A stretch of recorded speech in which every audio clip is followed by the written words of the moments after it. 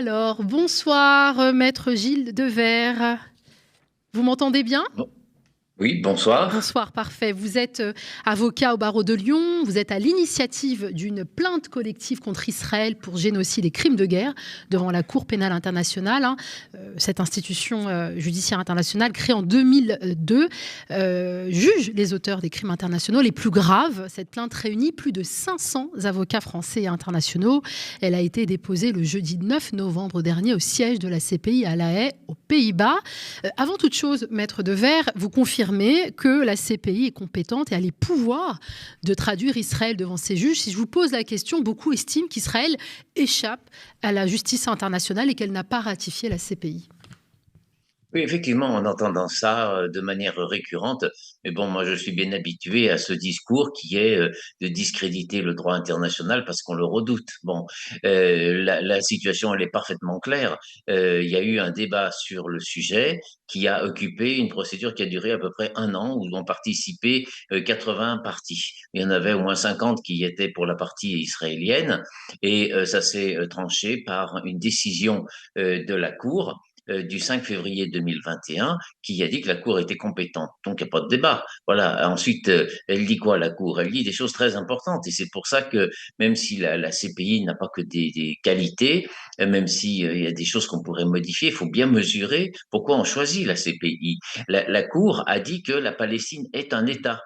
Donc, je pose la question, est-ce que vous connaissez beaucoup de juridictions ou d'instances internationales qui ont dit la Palestine est un État à égal des autres et donc un Palestinien est un égal des autres? C'est-à-dire qu'il y a un endroit où les Palestiniens sont à l'égal des autres, eh bien, c'est à la Cour pénale internationale.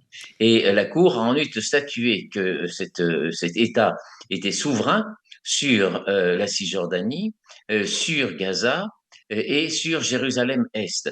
Ce qui veut dire que cet arrêt sur la compétence a déjà pratiquement tranché la question de l'illégalité de l'annexion de Jérusalem-Est. J'entendais l'autre jour Jacques Attali disant, bon, il y a des choses qu'il faudra régler, mais Jérusalem-Est, on le garde. Mais comment tu le gardes? Ça fait quoi? Donc la justice s'est prononcée, il faut quand même respecter le droit, et surtout que ce droit est complètement logique. Donc Jérusalem-Est a été déjà jugé est une souveraineté palestinienne. Et ensuite, la Cour a jugé que le gouvernement de Ramallah, donc le gouvernement de l'État de Palestine, était en mesure de transférer sa compétence pénale à la Cour. Voilà. Donc, le procureur, il a de quoi enquêter pour tous les faits qui se sont commis, dont un élément est commis sur le territoire, et ça concerne aussi bien M. Netanyahou que M. Biden comme complice, ou l'inverse, parce que on commence à se poser la question de savoir qui est le vrai maître des opérations. Merci beaucoup pour cette clarification. On va s'intéresser maintenant à la plainte en elle-même, au lendemain de l'attaque meurtrière du 7 octobre 2023, fomentée notamment par la branche armée du Hamas contre Israël. L'État hébreu s'est lancé dans une vengeance aveugle contre l'ensemble de la population palestinienne et pas seulement gazaoui. Très tôt, une experte des droits humains a dénoncé un nettoyage ethnique. Vous parlez plutôt d'un génocide. Est-ce que vous pouvez nous expliquer pourquoi, selon vous, les conditions d'un génocide sont réunies? Pour moi, les conditions du génocide sont réunies parce que j'ai des faits et que ces faits correspondent à une base légale. J'insiste qu'il y a un véritable mouvement qui s'est créé. Vous dites que vous avez rappelé que ce soir, il y a 500 avocats à travers le monde qui ont signé ces plaintes, puis un comité de professeurs de droit international. Donc, on sait quand même à peu près ce qu'on raconte. Et la base, elle est notre métier, rien de plus. Et je dis à tout le monde, c'est notre déontologie, ce que l'on fait. Quand c'est compliqué, plus il faut rester à notre base. On regarde les faits, un avocat sait regarder les faits, du moins il doit le savoir. Ensuite, on cherche quelle est la base juridique. Après, on défend un argumentaire, on cherche à convaincre le juge. Voilà, c'est ce que nous faisons. Rien de moins, rien de plus, mais ça change tout. Et alors, quels les faits? Si vous les prenez isolément, ce sont des crimes de guerre ou des crimes contre l'humanité. Par exemple, le largage de bombes au phosphore sur des zones habitées pour brûler les gens. C'est un crime de guerre manifeste. On voit des scènes d'humiliation avec des prisonniers palestiniens, je ne sais pas quel titre, il peut être prisonnier d'ailleurs, qui montent dans un bus et ils sont nus, dénudés, et ils se prennent des coups de la part des soldats israéliens qui ont l'air de vraiment bien s'amuser avec ça. Donc ça, c'est un crime contre l'humanité. Mais il ne faut pas prendre par morceaux, il faut prendre globalement. et voir ce que dit la jurisprudence. Alors, déjà, dans les statuts de la Cour, vous avez l'article 8, ce sont les crimes de guerre, l'article 7, ce sont les crimes contre l'humanité, et l'article 6, c'est le génocide. Donc le génocide, il est au-dessus de tout. Voilà. Et dans le génocide, on a deux définitions. Il y en a cinq, mais il y en a deux qui sont importantes. Il y en a une, c'est l'extermination physique des populations. Donc c'est très clairement le génocide de juifs sous les nazis. Bon, c'est pas le cas à Gaza. C'est pas le cas. Ce qui est le cas à Gaza, c'est la deuxième définition du génocide, c'est-à-dire une action déterminée pour détruire une société, un lien social, un groupe social. Et là, je ne pars pas de mon opinion. Je pars déjà des textes du statut, vu que le statut définit le crime, et puis ensuite donne ce qu'on appelle des éléments de crime, ce qui donc sont un peu des décrets d'application, en quelque sorte, sur lesquels on voit décrit comment on joue sur cette destruction du groupe social, mais surtout, la base, c'est la jurisprudence. Et la jurisprudence, elle s'est prononcée pour tribunal pénal pour l'ex-Yougoslavie, tribunal sur le Rwanda, Cour pénale internationale, Cour internationale de justice. Il y a beaucoup de références et elles sont récentes. Alors, on prend le cas des Rohingyas. Qu'est-ce qui a été retenu pour les Rohingyas? La privation d'eau et d'électricité. Ça vous rappelle quelque chose?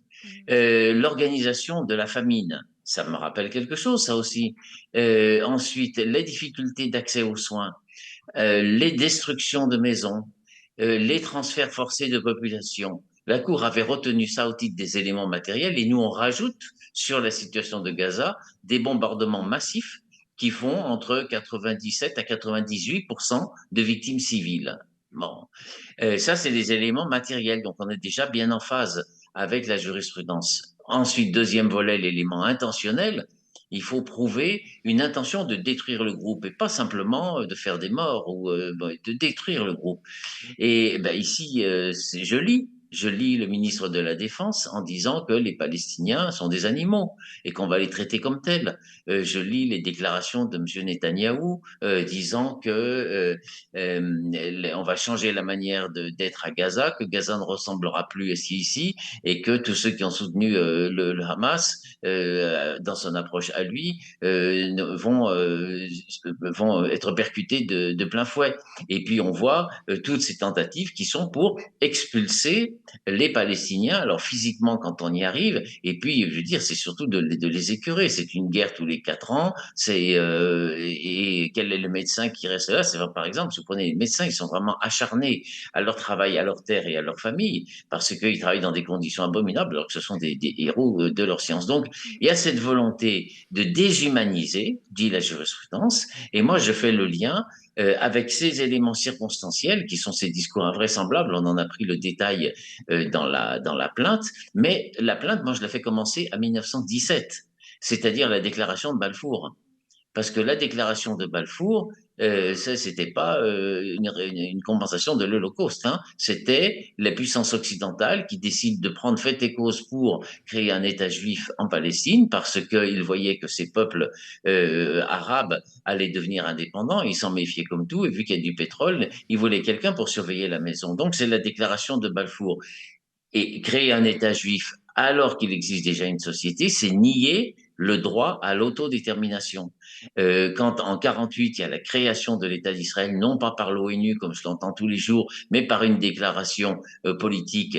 Dans le même temps, on fait la Nakba, le nettoyage ethnique, 700 000 personnes, et 90% des musulmans arabes du nouveau territoire qui sont expulsés. Parce que vous ne pouvez pas faire un État juif s'il y a une majorité arabe. Donc, cette négation du droit à l'autodétermination, elle est au cœur de tout. Et c'est la même chose pour la colonisation. Donc, quand vous avez un gouvernement qui est un petit peu dans la mesure ou dans le sens politique, ben, ils essayent de le faire pour que ça passe. Et puis, actuellement, ben, Israël est dirigé par un gouvernement que vous avez analysé, que tout le monde voit où ils en sont.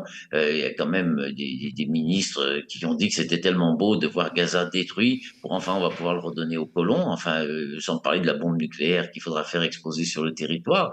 Et il y a ces éléments circonstanciels-là, mais ils ne sont que la conséquence du refus du droit à l'autodétermination. Et je conclue ce petit exposé pour vous dire que la charte de l'ONU dit que la condition de la paix, c'est la coexistence des peuples. À partir du moment où un peuple s'estime supérieur à un autre et veut le dégager de sa terre où il est souverain, vous entrez dans la guerre. Eh bien, on a la guerre en Palestine depuis 1917 parce qu'il y a la volonté d'éliminer un peuple qui existe et qui pourtant a le droit de vivre sur sa terre. Vous avez parlé de crimes de guerre. J'en profite, hein, vu qu'on est avec un éminent juriste sur la question. Quelle est la différence entre crimes de guerre et les crimes contre l'humanité? Parce qu'il y a souvent une confusion aussi entre les deux qualifications. Alors, déjà, moi, je suis surpris quand je vois les discussions et la facilité avec lesquelles les gens donnent leur opinion Mmh. sans ne rien connaître. Moi, je parle pas de psychanalyse ni de cuisine, j'y connais rien du tout. Mais quand même, quand vous parlez de droit, il y a des règles. Donc, ce qui est crime de guerre et crime contre l'humanité et génocide, c'est pas la disposition de tel ou tel petit perroquet qui vient faire son cirque sur un plateau télé. Ce sont des définitions légales. Et donc, si on veut savoir les crimes de guerre, on regarde, il y en a 2 pages à peu près sur le statut de la Cour. Les crimes contre l'humanité également sont listés. Ce qu'on peut dire, c'est que dans le crime contre l'humanité, il y a une ampleur particulière et on sent que derrière les crimes, il y a une volonté de remettre en cause l'humanité des personnes. Mmh. Mais les crimes de guerre en eux-mêmes sont d'une particulière gravité. La guerre se fait avec des lois. Alors je sais que c'est facile, on rigole quand on dit ça,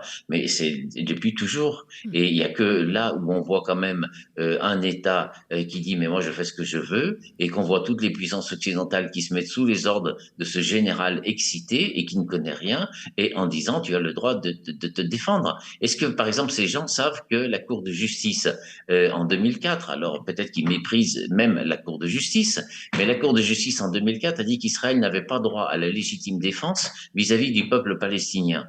Pourquoi? Parce que c'est un territoire occupé. Il est puissance occupante. Donc il n'a pas droit à la légitime défense. Mmh. C'est jugé par la Cour noir sur blanc dans l'avis de 2004. Et pourtant, on voit les plus hautes autorités Mmh. entre guillemets, diplomatiques et politiques, en disant c'est un droit légitime défense, il faut qu'il l'affirme, etc., etc.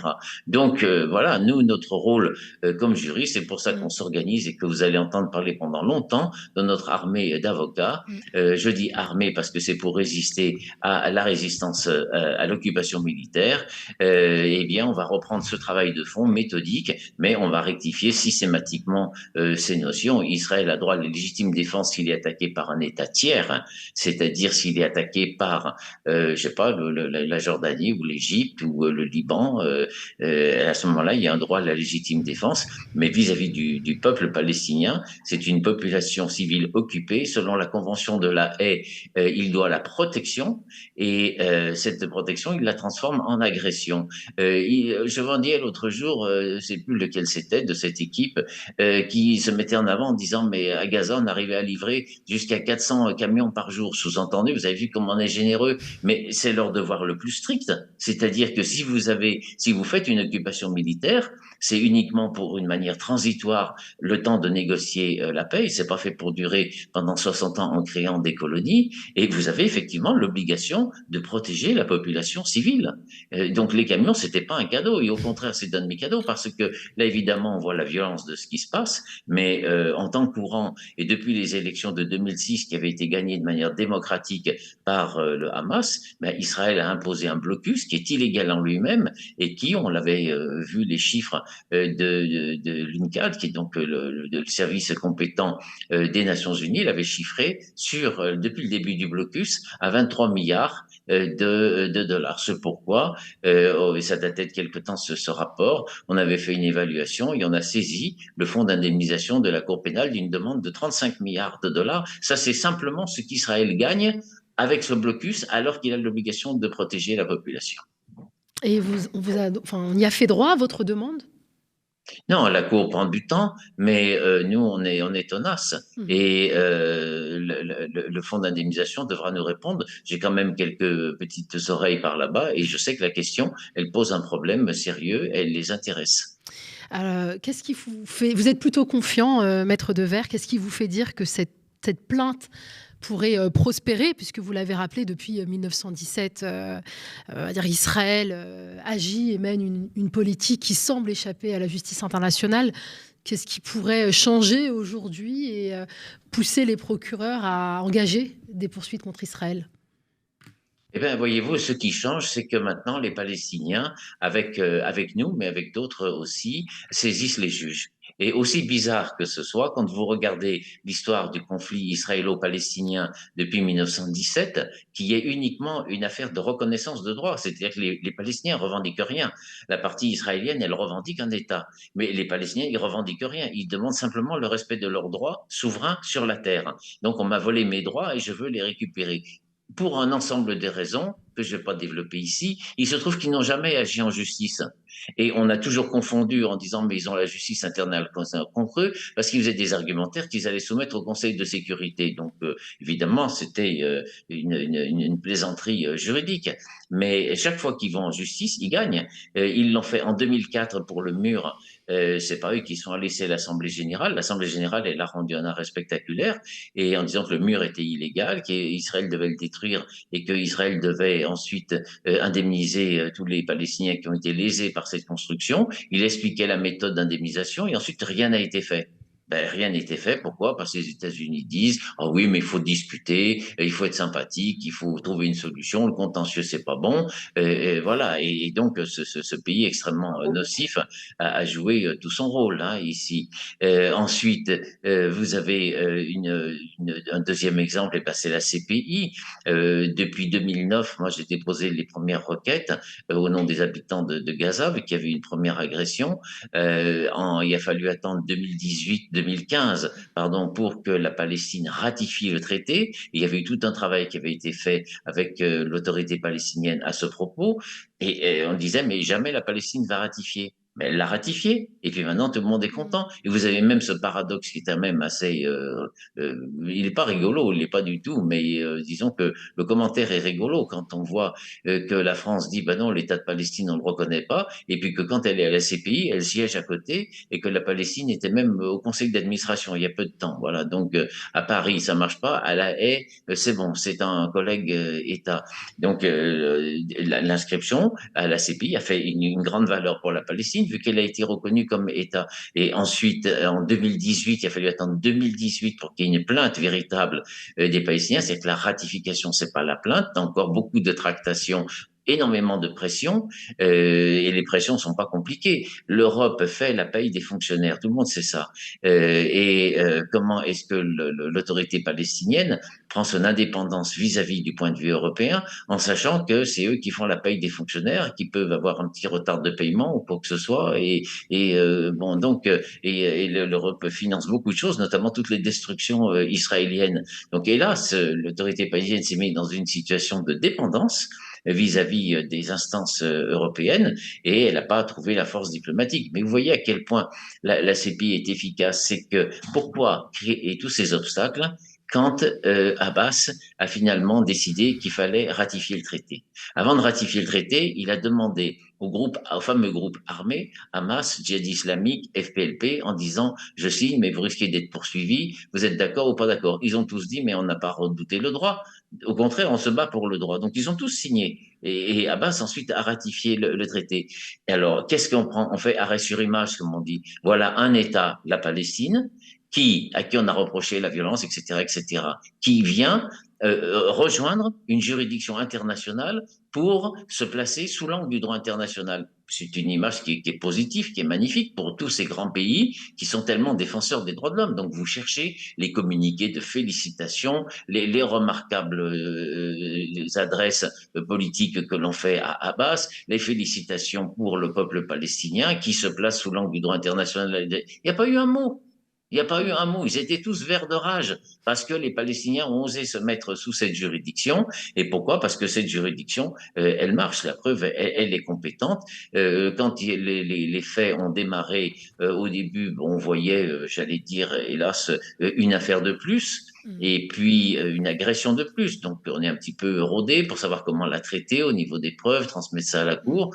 Et puis voyant l'enchaînement des faits, j'ai quand même assez vite identifié que c'était en fait un génocide. Pourquoi je l'identifie? Parce que c'est mon métier de faire les qualifications. Et on a saisi la cour, on obtient un rendez-vous sous 10 jours.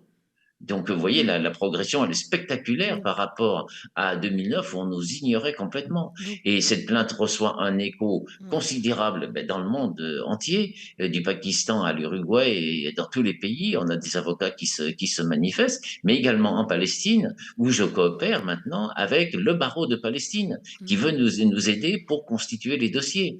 Donc, il y a véritablement un travail méthodique qui se fait vis-à-vis de la Cour. Et donc, moi, j'ai pas à dire j'y crois ou j'y crois pas. Je suis un avocat, j'analyse les rapports de force, j'analyse les textes. Je pense que pour le procureur, c'est une décision qui est difficile parce qu'il est sous une pression immense des États-Unis et des puissances occidentales. Mais il sait, surtout avec ce groupe de 500 avocats et ses professeurs de droit internationaux, que sa décision va être surveillée de partout dans le monde, que de partout dans le monde, on est d'accord pour l'aider, lui apporter des preuves, lui apporter des arguments, et que si en revanche la Cour ne sait pas se saisir de ce litige qui est complètement flagrant et qui heurte le plus simple sens de l'humanité. Hein. Le secrétaire général de l'ONU a dit c'est pas une question de droit humanitaire, c'est une question d'humanité.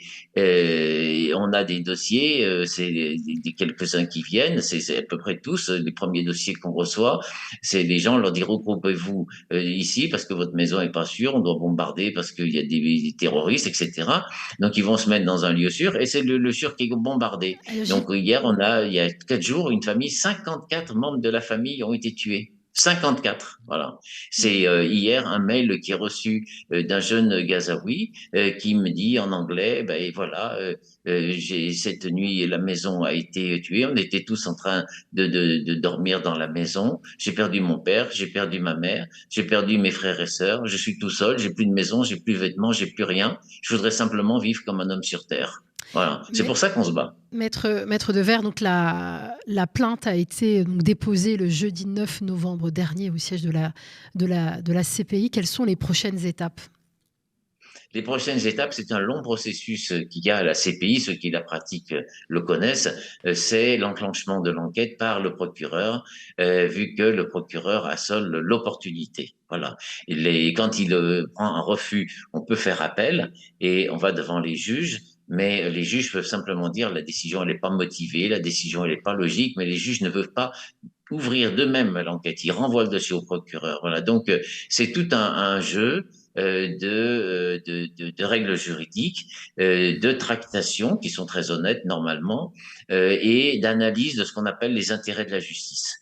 Donc, je dirais que le procureur peut dire qu'il n'est pas dans les intérêts de la justice d'analyser les crimes de guerre les uns après les autres, tout bombardement de maisons, parce que ça serait un travail monstrueux. Il peut pas se rendre sur place.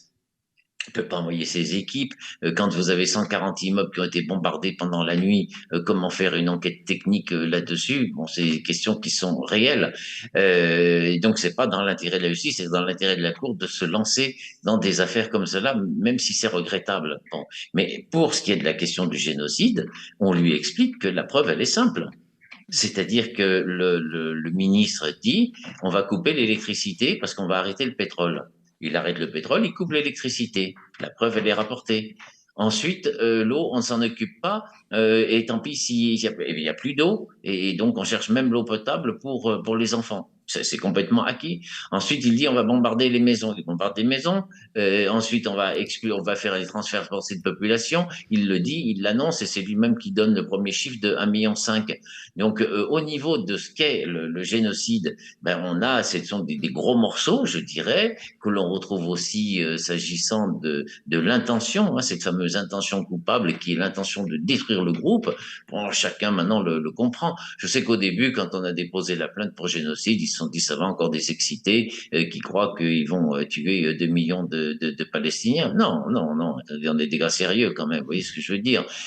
Donc les critères de la jurisprudence sont là. Je voudrais simplement dire pour ceux qui, et pour éviter des critiques stériles des grands savants qui n'ont jamais rien étudié, que Srebrenica a été jugé comme crime de génocide, et il y avait eu 8600 morts à Srebrenica. Donc, le procureur, on a tous ces éléments pour le convaincre. Et puis, notre rôle d'avocat, c'est de convaincre les juges. Après, c'est les juges qui décident. Ça sera à eux de décider s'ils décernent un mandat d'arrêt, s'il veut approfondir de l'enquête, s'il a besoin de témoignages. Nous, tout ce qu'on peut dire, c'est que avec les relais qu'on a sur place, avec maintenant la coopération avec le barreau de Palestine, on est en mesure, malgré la guerre, malgré la raréfaction d'Internet, de lui présenter des dossiers individuels largement suffisants pour entrer dans la voie de l'accusation.